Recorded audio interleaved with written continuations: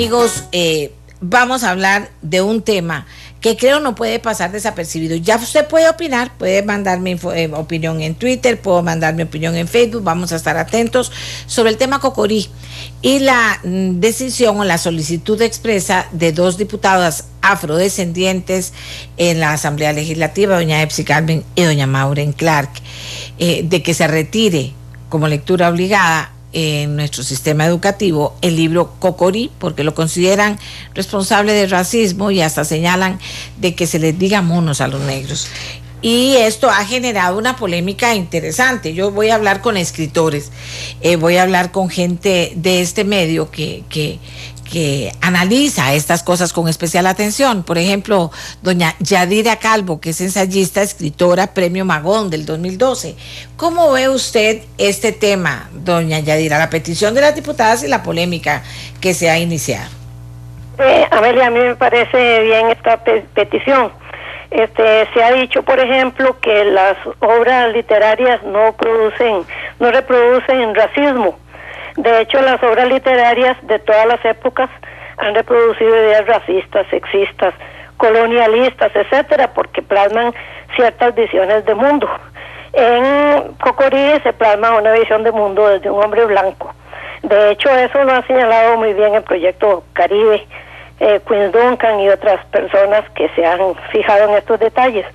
Yo creo que una obra que transmite unos valores determinados que están ofendiendo a un colectivo costarricense debía retirarse de las listas oficiales. De hecho, por ejemplo, he oído que alguien dice que eso es una prohibición de la obra. Fíjese usted que en las listas oficiales se incluyen una milésima parte de todas las obras producidas en el país, entre ellas muchas muy buenas que nunca se conocen en las aulas ni de colegios, ni de escuelas, ni de universidades.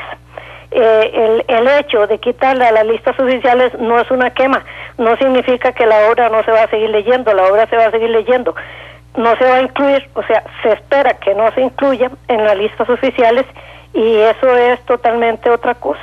De hecho, hay cosas, por ejemplo, esto, cuando se habla de negrito en la obra, eso tiene un matiz que le dijera condescendiente. No se encuentra usted en una obra literaria que se hable de un niño blanco diciéndole un blanquito. ¿Por qué? Porque no es parte o sea, no, en ese caso chocaría porque no sería parte de estas representaciones sociales compartidas que tiene la gente y que los hace no observar o no darse cuenta de que algunos elementos pueden ser ofensivos para determinados colectivos sociales. Doña Yadira, voy a conversar también con un investigador de la cultura costarricense, don Dionisio Cabal. Dionisio, buenos días. ¿Cómo ve usted la polémica y la petición de las diputadas? Bueno, yo puedo entender que el etnocentrismo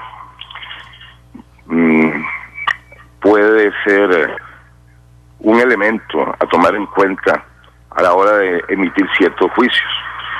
Creo también que el etnocentrismo es de doble vía. Creo que no se puede satanizar, es decir, al blanco, por ser blanco.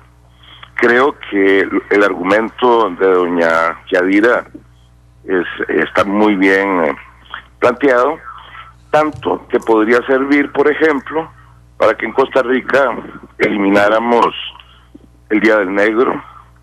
Ciertamente en nuestra sociedad no se celebra el Día del Blanco, el Día del Rico, el Día del Sano, ¿no? Se celebra el Día del Negro, el Día del Indio, el Día del Desvalido, el Día del Niño, es decir, el Día de todos aquellos sectores sociales, el Día de la Mujer, ¿verdad? No se celebra el Día del Hombre, de todos estos sectores sociales vulnerados por los sectores dominantes. Y entonces hemos visto que en esta materia más bien pues estaríamos cayendo en contradicción. Cocorí lo leí, bueno, de jovencito, con ojos de jovencito, lo he leído pues recientemente a partir de todo esto, y me hizo recordar que me condujo hacia la literatura caribeña. Es decir, yo pude llegar a doña Eulalia Werner, incluso al mismo Queens Duncan, el otro Queens Duncan, no el que publica con Carlos Meléndez, sino el literato, el creador. Llegué justamente a partir de don Joaquín Gutiérrez, a partir de este libro que ciertamente reproduce una parte de la visión del mundo. Pero yo en ese libro resulta que me quedé con la ternura, me quedé con una interpretación no maliciosa de las palabras ahí expresadas, y en este asunto juega entonces también la subjetividad. Creo que ayudaría mucho más acercar a los niños de Costa Rica a la negritud, explicándoles que nosotros tenemos afrodescendientes entre nosotros en la meseta central y en el Guanacaste desde el siglo XVI, explicándoles que nuestro pueblo supo aquilatar e incorporar a través del mestizaje, a través de la hibridación, del sincretismo, una serie de elementos africanos que han estado presentes en nosotros desde mucho antes de la llegada de los afrodescendientes de origen caribeño, se dice fundamentalmente de Jamaica, de Barbados y Saint Kitts. Es decir, que no es cierto que nuestra sociedad haya sido tan intolerante. Se ha planteado mucho que el costarricense ha pretendido ser el tico histórico meseteño, ha pretendido ser el blanquito. Se olvida aclarar que siempre fuimos un pueblo mestizo, con conciencia de ser un pueblo mestizo, y que aquellos a los cuales les llamó la atención que un porcentaje elevado, del que no debemos avergonzarnos tampoco, ¿verdad? Pues no vamos a invertir el racismo, de costarricenses tenían piel blanca. Esto fue importante para una serie de migrantes centroeuropeos que empezaron a hacer llegar noticias sobre Costa Rica al resto del mundo. Y esta actitud de estos migrantes se la han atribuido a todo el pueblo de Costa Rica. Y esto no es cierto. Y hay una serie de mitos que hay que reparar, es decir, que hay que empezar a contar como corresponde hacerlos. Entonces, sacar a Cocorí de la lista de libros que puedan leer los niños, pues empecemos a hacer la lista bien grande, a ver cuál libro es políticamente correcto, ¿verdad? Desde el cura que llega en las escuelas a explicar el catecismo, ¿verdad? Es la Biblia un libro misógino, sobre todo el Antiguo Testamento. Pues empecemos por allí, ¿verdad? Y sigamos con Jorge de Bravo, y sigamos con Calufa, con Mi Madrina, con una serie de libros en los cuales sin duda vamos a encontrar cosas objetables. Yo lo que creo es que tenemos que construir una sociedad de la tolerancia, una sociedad donde entendamos que no somos ángeles, que hemos vivido procesos que no pueden ser descontextualizados. Dionisio, no se me vaya, yo quiero aprovechar que lo tengo en línea para hacer una invitación, pero no se me vaya. Voy a leer un poco de las opiniones.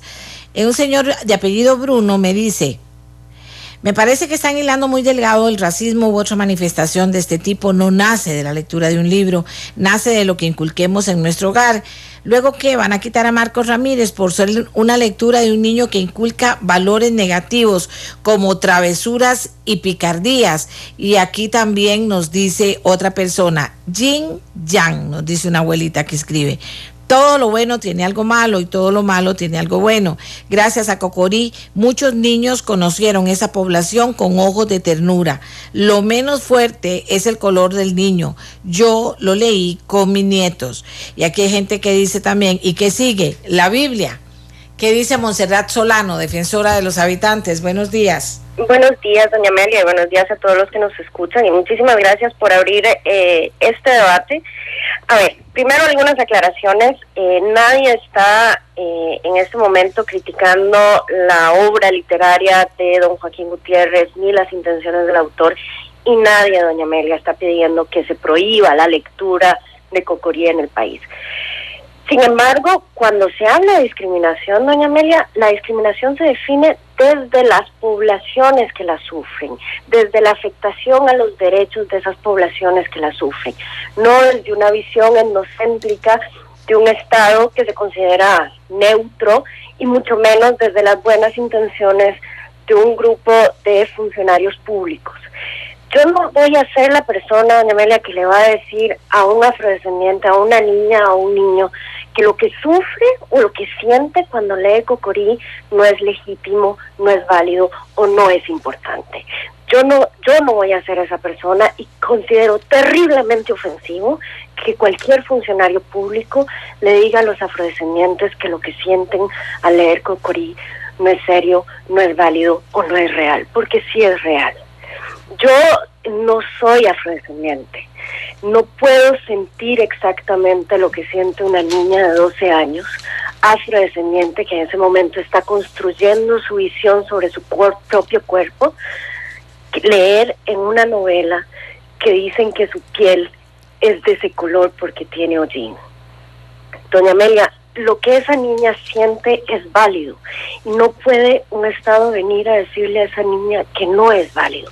Y peor aún, doña Amelia, cuando ese sentimiento se ve acompañado por manifestaciones de bullying en las escuelas, como me han comentado, no solo el otro día en la Asamblea Legislativa, sino también en múltiples reuniones con afrodescendientes. En esas reuniones que ha tenido la Defensoría con afrodescendientes en este año, siempre sale el tema de lo que ellos sienten cuando consideran que Cocorí es considerado y promovido por el Estado como una lectura que deben de hacer todos los niños. Imagínense lo duro que debe ser para una niña obligarle, una niña afrodescendiente o un niño afrodescendiente, obligarle a leer Cocorí. O aunque no le obliguen, bueno, imagínense que le digan, bueno, en esta clase pueden leer Cocorí y que los compañeritos lo lean y se burlen de ellos. Doña Amelia, yo creo que este debate ha demostrado que nos queda mucho por entender de nuestra sociedad, de qué se debe entender por racismo. Creo que el Estado tiene que pasar por un proceso de construcción y de sensibilización en relación con los derechos humanos de las personas que han padecido algún tipo de discriminación. Y de nuevo, doña Amelia, nadie está diciendo que Cocorí sea bueno o malo, pero Cocorí se lee dentro de unas circunstancias, dentro de un contexto. Y si usted me dijera que en este país no existe nada de racismo y que Cocorí se lee a los 17 años por los muchachos para ver con una visión crítica y generar una discusión sobre el racismo, magnífico. Pero, doña Amelia, no creo que es así. Hemos escuchado en estos días una serie de funcionarios públicos que en el fondo lo que están diciendo es que lo que sienten las poblaciones afrodescendientes no es legítimo, no es real, y eso no puede ser. Bien, yo voy a seguir fomentando esto. Estoy llamando a mucha gente. Don Dionisio todavía lo tengo en línea. Aquí dice también, yo tengo muchos amigos afrocaribeños que han leído el libro cuando éramos pequeños y no veo a ninguno con problemas de la sociedad o de integración. Don Luis Guillermo Solís, presidente de la República, ha dicho, como afrodescendiente, no me siento ofendido por Cocorí, siempre y cuando se ha explicado en el contexto de los niños de 7 años saben y entienden mucho más de lo que uno se imagina. Se les puede explicar a su manera. El racismo no se reproduce por obras de literatura, sino por el mal corazón de las personas. Yo soy libre pensadora, señores. Yo no creo a estas alturas del mundo prohibir, pero me parece interesante escuchar una discusión que fundamenta a cada quien de las personas que hablamos, para que usted también pueda opinar y para que podamos poner en el tapete el tema de los libros, de qué es un libro. Ayer fue el día del libro, de qué es un libro, de qué es ser un libre pensador, de qué es ser inclusivo y no exclusivo, de qué viene, a qué viene prohibir o no prohibir, o sea, fomentar la discusión. Dionisio Cabal, libre pensador, está con nosotros todavía para poder continuar con su posición. Dice, vamos a ver. Bueno, dice, mis hijas son muy morenas y tuvieron bullying en San Carlos porque todos eran blancos o blanquísimos. ¿Por qué revivir el racismo si esta generación no está en eso? Lo que vale es lo que está por dentro. Deben estar con la balanza equilibrada, me parece a mí, dice esta señora que está participando. Dice, qué dramática la defensora. Estamos en un país democrático. Todo libro responde a un contexto. Don Dionisio. Sí. Estaba pensando que sí somos, pretendemos ser un poco modositos, ¿no? En cierto tipo de cosas.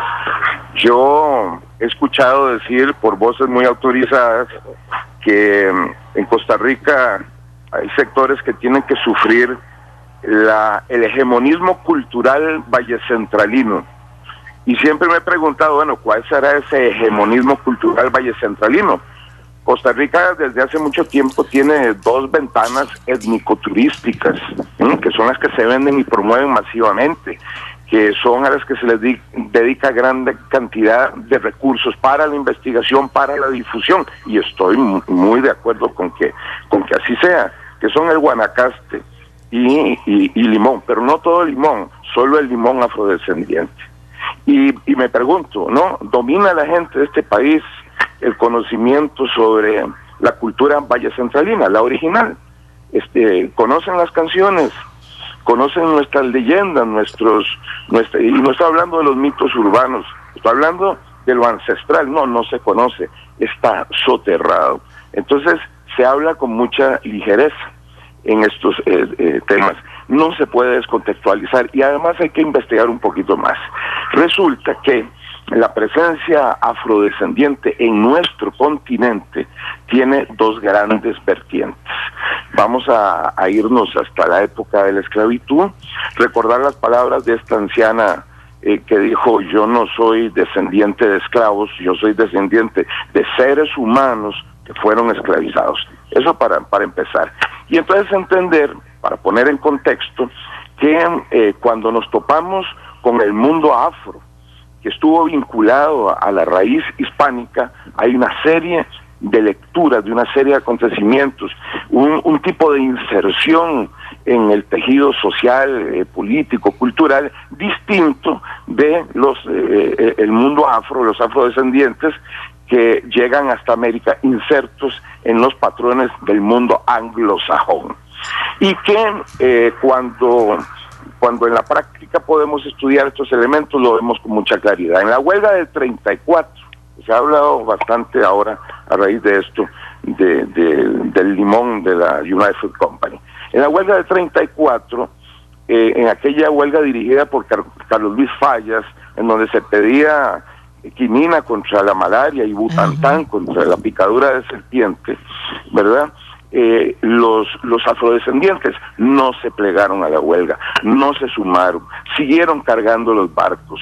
Calufa da la orden de machetear los barcos. ¿Esto por qué? Bueno, porque evidentemente, de manera muy inteligente, los capataces de la compañía sabían dividir, aprovechar la división racial para dominar mejor a los trabajadores. Y entonces aquellos que dominaban su propia lengua los tenía en una serie y no digo que esto no lo mereciesen, ¿verdad?, desde el punto de vista laboral, pero en fin, los tenían una serie de cargos, de responsabilidades, ¿verdad?, separados de aquello que le correspondía hacer a los mestizos costarricenses. En el mundo afrodescendiente, examine usted Guyana, el mundo afrodescendiente de origen sajón, ¿no? En Guyana, permítaseme hablar con cierta libertad en la expresión de mis palabras, ¿no? Los indios no quieren a los chinos y los indios no quieren a los hindúes no quieren a los chinos y a los indios, y estos 3 a su vez no quieren a los negros, y verdad, y no son queridos por aquellos otros 3. Es decir, es el mundo en el cual se establecen una serie de estancos por el color de la piel que son violentos. Entonces, aunque en el mundo hispano existió la esclavitud y existió el racismo y la clasificación de los seres humanos en función del color de la piel, hay diferencias muy sensibles en todas estas cosas, porque España misma ya era un país absolutamente mestizado. Cuando en Costa Rica se abole la esclavitud en el 821, no había en el país 100 esclavos. La inmensa mayoría habían sido manumitidos. Estoy hablando de dos actitudes distintas. Y ciertamente que los sectores vencidos o dominados, ¿verdad? Vencidos, no derrotados, tienden a introyectar una serie de valores del dominador. Y el racismo inglés es bastante visible también, es decir, la introyección del racismo inglés en una serie de respuestas casi orgánicas que se dan en el mundo afrodescendiente de origen anglosajón. Es decir, hay también una cuestión cultural de fondo. Es decir, la manera en que se puede leer una serie de cosas. El sector que aún a estas alturas de la historia tiene todo el derecho, porque lo tiene, de levantar una serie de reivindicaciones que garanticen pues que su condición humana debe permanecer íntegra, ¿no? En términos ideales. Pero no seamos, no nos hagamos a la idea de que vivimos en un mundo ideal. Vivimos en un mundo donde fluyen las contradicciones, y eso es parte de la riqueza misma del mundo, ¿no? Repito, enseñémosles a nuestros niños la literatura de origen africano, es decir, donde los dioses, por ejemplo, no tienen problema en acostarse entre sí mismos y hacer el amor, porque hacer el amor no es nada malo. Yo no le negaría a los niños de nuestra cultura judeocristiana la lectura de una serie de mitos maravillosos del África, porque tengan una serie de ideas que en apariencia pudieran chocar con nuestra manera de ver el mundo. No se puede. Es decir, la mejor literatura para niños es la mejor literatura, no la literatura bobalcona. La mejor expresión del conocimiento de la realidad para niños o adultos será siempre la mejor literatura, con todas las contradicciones que tienen. De lo contrario, ni Cervantes, ni Shakespeare, ni Cristo, como dirían los españoles, va a sobrevivir a un análisis de este tipo. Aquí Tatiana Blandón nos dice en Twitter: de niña leí Cocorí y lo interpreté según mi entendimiento y lo que albergaba en mi corazón, es decir, amé a ese niño amoroso. Dice, la solución no es evitar el tema, es más enriquecedor, dice Gabriel Alfaro, educar los valores y antivalores que pueda tener el libro. Aquí dice Franco Zambucci: decepción de doña Montserrat, el racismo y cualquier tipo de abuso se arregla en la casa, hay que hacer algo, sí. Dice también Oscar Esquivel: qué terrible escuchar a esa señora defensora. Dice Willy Martínez: es real y generalizada esa sensación de los afrodescendientes, suena muy impactante. Dice Martí: alzar la voz es válido, quitar el libro no.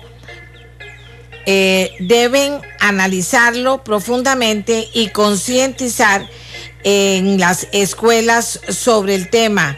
Aquí sigue esto que arde, señores. Muchas opiniones, y eso es lo que pretendo y lo que quiero. Muchas opiniones para que podamos enriquecer la opinión pública nacional sobre este tema. Aquí dice... bueno. Vamos a ver, está entrando a participar en este intercambio de ideas doña Epsi Campbell, diputada, una de las que levantó esta bandera junto a Maureen Clark, diputada también. Doña Epsi, exdiputada, Maureen Clark, diputada en la actualidad. Doña Epsi también. Doña Epsi, adelante con su posición. ¿Esperaba usted, digamos, una polémica y las posiciones que ha podido escuchar tanto del propio Limón, de los afrodescendientes, como del resto de las personas que se han manifestado muchísimo en redes sociales y en medios de comunicación también tradicionales? Bueno, primero que todo quiero decir que esta no es la posición de dos diputadas afrodescendientes. Ayer claramente salió un pronunciamiento de la Comisión de Derechos Humanos de la Asamblea Legislativa. Lo segundo es que a mí me ha parecido muy interesante el debate. Nosotros en realidad lo que hemos hecho es levantar una voz de algo que no tiene discusión. Los niños afrocostarricenses, muchos son producto de la burla a partir de un personaje. Las maestras no están deteniendo esa burla. Las maestras no le están diciendo a los niños que se burlan de las criaturas poniéndoles cocorí, que no pueden estar diciéndole ese sobrenombre. Y eso son generaciones. Hay que escuchar a quien le duele esa forma de ser lastimado. Hay que escuchar a los niños y las niñas que llegan llorando a la casa. Hay que ponerse en los pies de ellos. No hay, aquí lo importante no es la obra sí, la obra no. Estamos hablando de criaturas, igual que aquellas que resguardan como lo más bello el libro. Hay una cantidad de niños costarricenses que resguardan con mucho dolor la experiencia de la lectura del libro. Y entonces es desde ese lugar, el pronunciamiento de la Comisión de Derechos Humanos dice, no estamos censurando el libro puede seguir siendo leído, usted lo puede leer donde quiera, en su familia, compartirlo, comprarlo, llevarlo, considerarlo el mejor texto. Ese no es la discusión. Yo lo que quiero es pedirle a la ciudadanía costarricense que entonces le expliquen a las decenas de niños costarricenses negros que se les ha dicho cocorí no porque el personaje es maravilloso, sino para burlarse de ellos. Es por ellos que estamos hablando. No es una discusión simplemente de adultos, en donde nos expliquen y nos digamos la maravillosa de la obra literaria. Entonces, lo primero, para aquellos que reivindican que la obra debe seguir siendo de lectura obligatoria, que por favor hagan los debates con los maestros y con las maestras, que por favor les eduquen, que por favor les digan que no es posible que a partir de un cuento un niño sea maltratado. Eso es de lo que estamos hablando. Para las personas que me tratan de explicar la maravilla de la obra, yo les digo, sí, puede ser hiper maravillosa, pero mi hija sufrió y la hija de muchas personas, y la hija, ayer cuando estábamos en la Comisión de Derechos Humanos, habló Ana Matarrita, una joven ahora filóloga de 30 años, asesora del diputado Abelino Esquivel, y ella hablaba prácticamente llorando lo que le significó a ella que se burlaran como cocorí, que se burlaran de su mamá, como la mamá de Lucilda. Ella se autoidentifica como sobreviviente de cocorí. Así que igual como hay que escuchar a todas aquellas personas que lo disfrutan, que lo aman, que lo reivindican, con solo que un niño en este país esté siendo maltratado, deberíamos de hacer la discusión desde ese lugar. Y entonces el primer lugar, el lugar del Ministerio de Educación, igual como lo hicimos desde mi organización con las niñas de Acerrí, cuando nos dimos cuenta que había unas niñas maltratadas, lo que hicimos fue ir a darle talleres a las madres, a los padres, al personal docente, para enfrentar la situación. Entonces, esto no se trata de una lucha contra la diputada Clark y la diputada Campbell, o que nos digan la cantidad de cosas de las que nos han dicho en las redes. Estamos hablando en nombre de muchas criaturas, es que son muchas, es que para aquel momento de hace 20 años, si a alguien le parece que eso no es importante, entonces ya no tenemos nada que discutir. Yo voy a discutir por la niña blanca que se siente discriminada como lo he hecho, voy a discutir por el niño negro que se siente acongojado porque le digan cocorí, y entonces impulsemos ahora sí, aprovechemos este debate que ha estado lleno de insultos, que ha estado lleno de falta de argumentos, de no escuchar al otro. Nosotros no hemos presentado nunca ninguna propuesta de censura, jamás lo haríamos. Lo que estamos diciendo es que hay niños afrocostarricenses que se sienten lastimados, burlados y discriminados. Doña Epsi, una pregunta muy puntual. ¿Hay un libro de la literatura nacional que usted considere pueda sensibilizar sobre el racismo y sobre los afrodescendientes? No, más que sobre el racismo hay muchos libros que no tienen incorporados estereotipos, porque es que ahora pareciera que la única obra que podemos leer es cocorí en las escuelas. Hay decenas de autores en este país, de obras maravillosas. Si lo que estamos diciendo es que no se reproduzcan los estereotipos, es todo. el Ministerio de Educación tiene hay unos estudios hechos extraordinariamente. ¿Cómo cuáles, doña Epsi? No reproduzca estereotipos. ¿Cuáles libros? Aquí no se trata, aquí lo que tratan de hacer es minimizar la discusión de que hay niños que se sienten maltratados, Amelia. No, yo estoy pidiendo opinión a la gente y tengo muchísimas opiniones aquí porque me parece que también la gente tiene derecho a opinar sobre no es la gente que tiene derecho a opinar, son los niños que están siendo maltratados. No, y también la gente que tiene derecho a opinar, que hay muchísimos niños maltratados en todas partes, Epsi, o sea, usted no va a decir que no se va a discutir algo porque no decimos eso. Ustedes justifican que haya niños maltratados en todas partes, no es el argumento. La escuela no es para maltratar a nadie, la escuela es para educar, la escuela es para sentirse orgulloso, para construir identidad a los niños blancos, a los niños mestizos, a los niños indígenas. La escuela nunca puede ser un lugar en donde se le maltrate. La escuela no es un lugar para que usted aprenda y reivindique el holocausto, para que reivindique la esclavitud, para que reivindique la discriminación, para que incentive el bullying. Eso no es la escuela es para todo lo contrario. De manera, si hay una obra, si hay un niño, y si hay decenas de niños que se sienten maltratados, escuchemos a los niños. No es una discusión de adultos. Claro. Empiecen a hablar con los niños y niñas que han reclamado en sus casas, que lloran en sus casas. Ese es el lugar en donde queremos que pongamos los pies, no en el análisis literario extraordinario.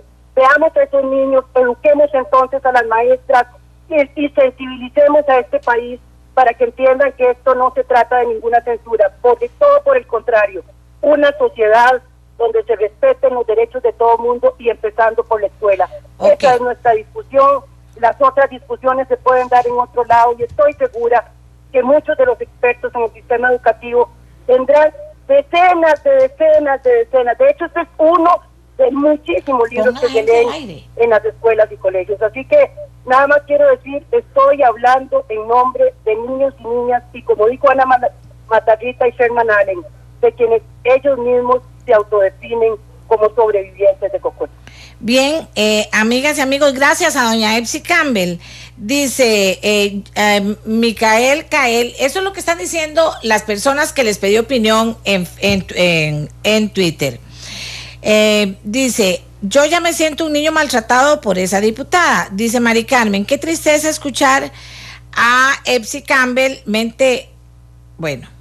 que si no tengo a otras personas más que hablen del tema. Tengo a don Dionisio todavía ahí, porque yo lo llamé sin saber cuál era la posición de él, pero él ha justificado ciertas cosas con una mente más abierta, digámoslo así. Dice, esta discusión sobre Cocorí sí ha sido racista, el libro no. Dice, vamos a ver, Amelia, dice Óscar Esquivel Soto, si en este país cuesta que lean las lecturas obligatorias. Dice Adrián Castro, hay niños obesos que se sienten maltratados por el Sancho Panza del Quijote. Dice, ridículo el argumento de Epsi Campbell, como decía otra persona aquí, que entonces prohíban la canción de Cricri Negrito Sandía. Felipe Vaquerano, del campo editorial, dice, Amelia, entonces las baterías deben orientarse contra el bullying, no contra Cocorí.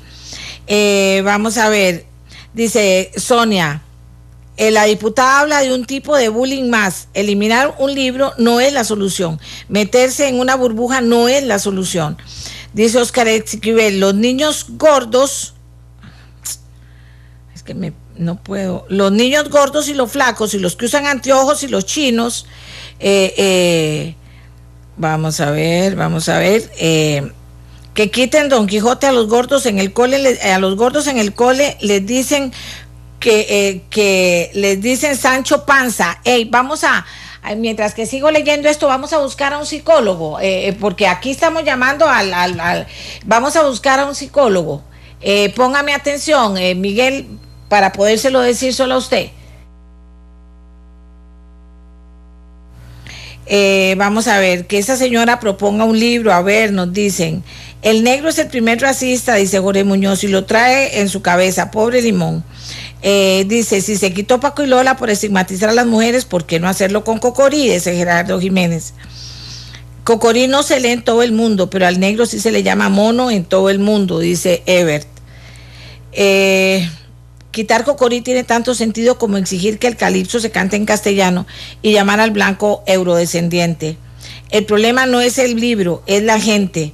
Cocorí es el único libro que representa nuestra cultura caribeña. ¿Por qué miedo al cambio?, dice Harold Gutiérrez. Vamos a ver. Felipe Vaquerano nos pone entrecomillado: ella le lanzó los brazos al cuello y le dio un sonoro beso en la mejilla. Es cuando la chiquita rubia se tira sobre Cocorí, aquí viene la fotito, viene el dibujo, y le da un beso en la mejilla a Cocorí.